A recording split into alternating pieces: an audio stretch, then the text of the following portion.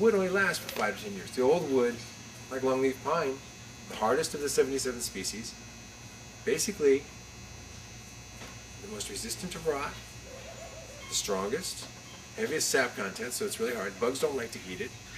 And we cut them all down by the 1930s. So that kind of tree doesn't even exist to regrow. Nobody's going to plant it. And by reusing that, by reusing the windows, by reusing the sashes around the windows, a lot of those are old growth cypress trees that they used to make windows out of. That's why the windows are still around. The siding we use is old growth cypress siding. We're not going to find any more old growth cypress. And new growth cypress that isn't mature, a cypress tree takes a couple hundred years to mature. New growth cypress doesn't have all those rot resistant capabilities. It doesn't have the attributes of the bug resistance because it's not matured. And also it will therefore rot easier than regular wood. All those characteristics come from cypress being old and growing slowly and having a lot of growth lines in it. So in northern pines, any kind of wood you look at, old growth is always better than new growth. Now we're down to using alder and spruce and hemlocks and firs and things that will grow really fast if you give them lots of nutrition and lots of water. And fertilizers, basically steroids, trees on steroids is what it amounts to. And then you put pesticides out there, of course, to keep them under control, keep the bugs under control, stuff like that. And we're creating monospecies forests that nothing grows under, basically because plants might grow underneath it, but there's nothing to feed. There's no nuts, there's no berries, there's no variety in the wildlife. So we're growing forests now to feed this demand for lumber, this poor quality lumber in the first place, instead of going out and typing salvage. Now, why am I building houses like this? It's not because I want to build a million houses. What I'm doing is I'm trying to go ahead and demonstrate this can be done by anybody.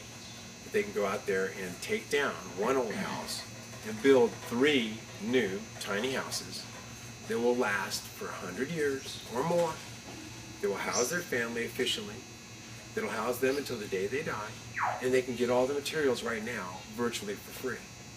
So all it takes now to build a house is human energy, some electrical wiring, modern electrical wiring. You got to buy that, but you can take the copper out of the old house and scrap it and get the money to buy new wiring.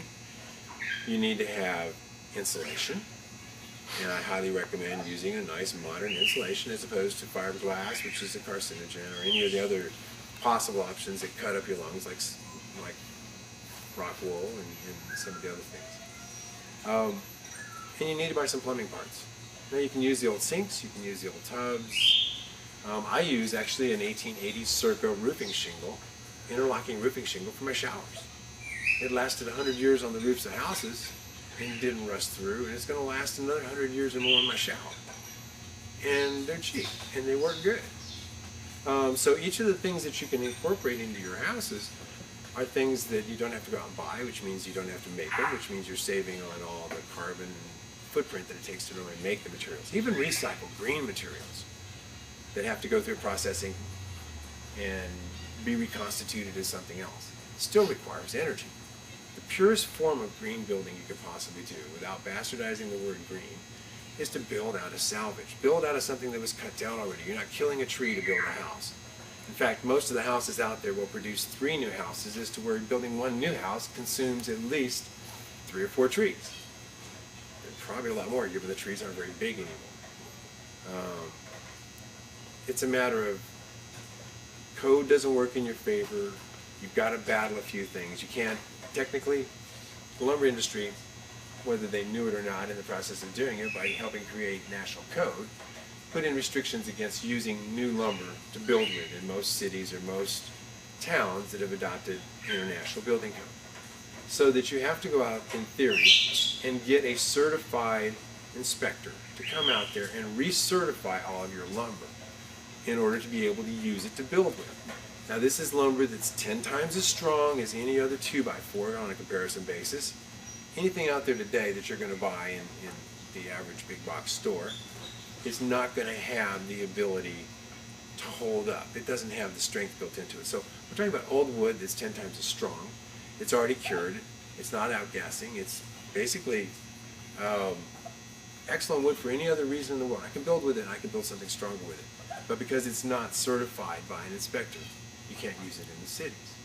Well, that kind of takes out a huge chunk of the market out there for people to just say, okay, I want to build salvage.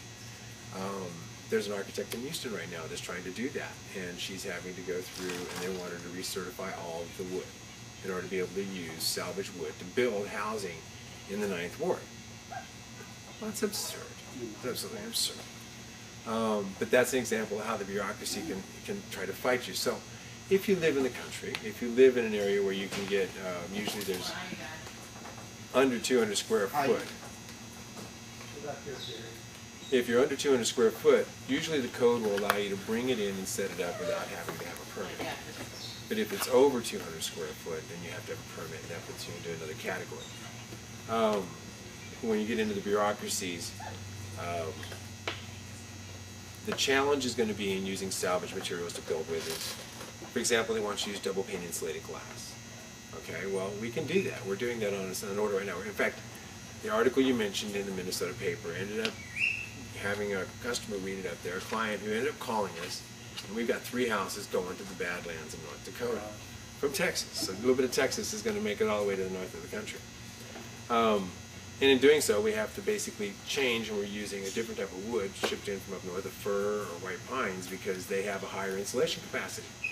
My wonderful longleaf pine that I love dearly is so dense with sap that if you send it up to 40 degrees below zero, it will freeze like an ice cube, and anything on one side of it is going to be just as cold as whatever on the other side of it. Okay, and so turns out that wood's no good for insulation capacity up north. In Texas, we don't get hot enough for the heat to come all the way through our wood, but they get cold enough for the cold to come all the way through.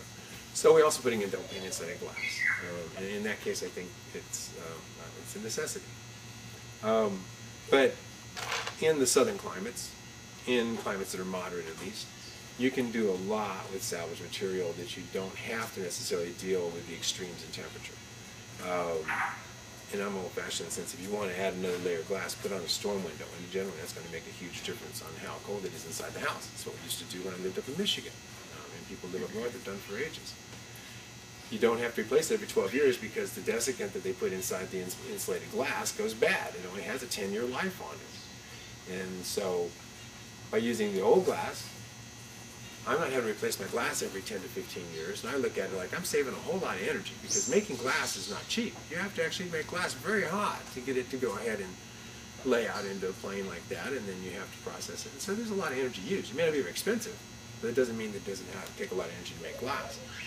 And if you're changing it out every 15 years, and I've got a piece of glass that's going to last for 150 years if you don't throw a rock through it, which glass is more sensitive to nature? I have to put that one piece of glass in one time. Less human energy, etc.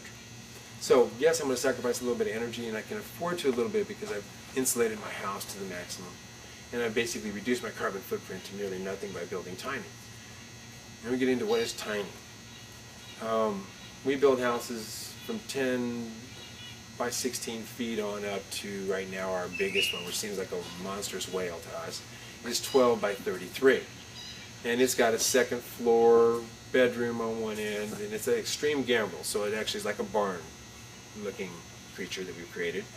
And it has, with the 2 lofts above, 2 bedrooms above, a full bedroom below, a full bathroom, and a full kitchen with a double refrigerator, all the modern conveniences, and a washer and dryer in it, and a full back porch that's all screened in. And so effectively, and a full front porch. They've got everything they're going to need to live in there for the rest of their lives as a couple. And there are 2 dogs and there are 2 cats.